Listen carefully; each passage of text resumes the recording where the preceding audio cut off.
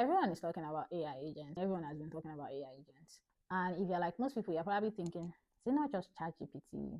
Maybe like some iPad ChatGPT. Or even if you know what it is, you're probably wondering, when do I use a chatbot or when do I build an agent? Because they're both similar. They both use LLMs, but they're not the same thing. In this video, I'm going to break down the difference between an AI agent and an AI chatbot. So by the end of this video, you will know what each one actually is, how they think differently, how they behave differently, and most importantly, when to use which one.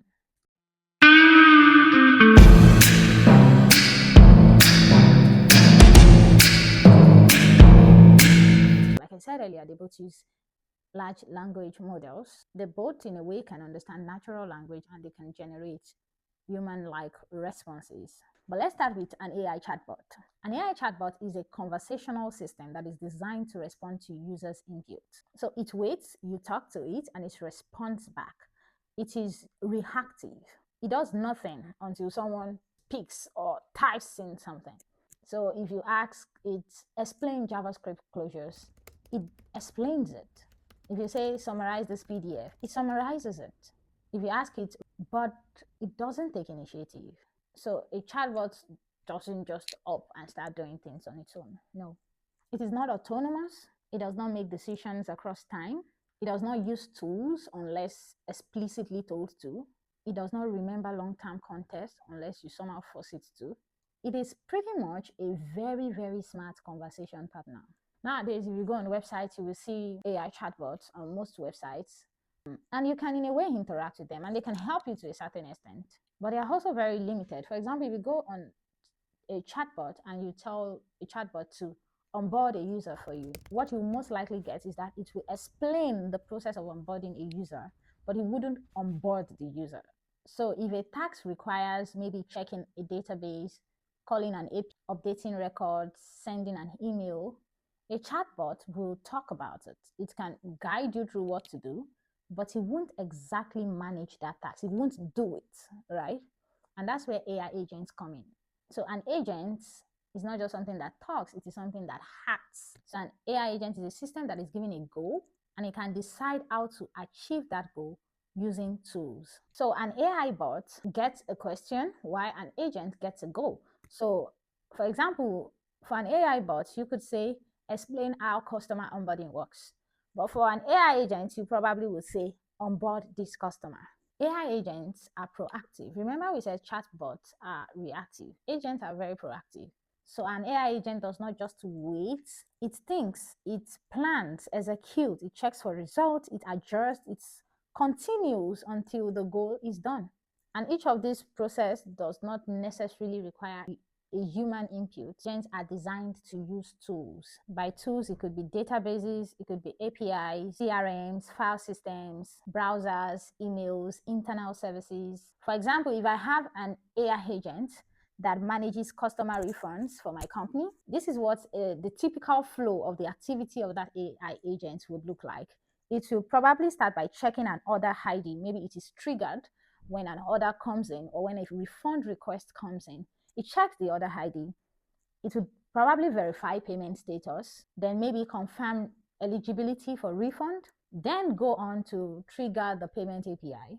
If that goes successfully, it will probably update the records. Then it would maybe notify the customer, send them an email, and then log the action. Maybe there is some notification that will get sent to someone that works in the company.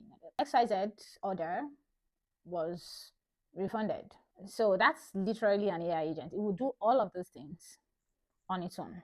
So how do we know when to use a chatbot and when to use an AI agent? You use an AI chatbot when you need conversations, you need explanation, you need help, but not necessarily execution. You want low risk because with an AI agent, the risks are higher. For example, if somehow you build your agent the wrong way and it's supposed to deal with refunding customers, it could mess things up and, I don't know, refund the wrong customer. But if you are not willing to take that amount of risk, a chatbot available for you. And also, if you want simplicity, AI chatbots are used by most people. It is simple to use. You can converse with it straight to the point, right? They're cheaper, they're safer, they're easier to control. Now, when should you use an AI agent? Use an AI agent when you have a very, very specifically clear defined goals. In the example I made earlier, the goal is to pay and refund customers that make a refund request. So if there are going to be multiple steps involved, an AI agent is perfect for that case scenario. If there are specific tools to be used, like in our case, we would use payment API, we would interact with the database, specific tools to be used. Also, when there is a need to make a decision, which is something that is absent with a chatbot. If you have the need for the AI to make a decision, then you might consider using an AI agent. Also, when the system requires autonomy, you don't want to have a whole person handling that. You want to hand that off. I don't want to have to be the one to get the refund request, and then have to start searching for, oh, which customer is this? Do I really need to pay them back? Or if you want autonomy, an AI agent. One mistake that I see a lot is that I see people would add an AI chatbot to their workflow, which is something that people do a lot. In my former company, I implemented adding an AI chatbot to our product, and then they'll be like, oh, we have an AI agent.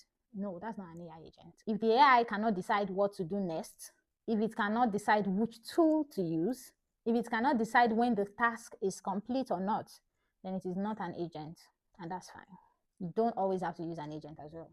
And if you need a real life example, I think one real life example that I think would be relatable for an AI chatbot is ChatGPT. A lot of people use ChatGPT. Out of the box, at its core, it is an AI. It's a conversational system. It answers questions, it explains concepts. You ask it something, it responds. However, ChatGPT is very much more than that now, because it can search the web, right? It can do things. You can ask it to use tools, but I think it can pretty much, when you take it a step further, it can also be considered somewhat an agent, but at its core, when you open it out of the box, it's an AI chatbot. But with AI agents, you can build AI agents with automation tools like Anything. I have played around with Anything a few times, and it's really cool. And also, a lot of companies now use AI agents to manage internal processes, which I find really brilliant. It is very time saving and great. For example, you have companies that now have sales agent, finance agent that can reconcile transactions, and content agent that can actually draft and publish posts. So these agents, you don't have to be the one to tell them, oh, good morning, you have to do this. No, you can just program them and design them in a way where they just know when to do something and they just do it there. You don't, no human input required. So that's pretty much the summary of the difference between an AI chatbot and an AI agent. I hope you enjoyed this video. Don't forget to comment, don't forget to subscribe, and see you in my next video. Bye.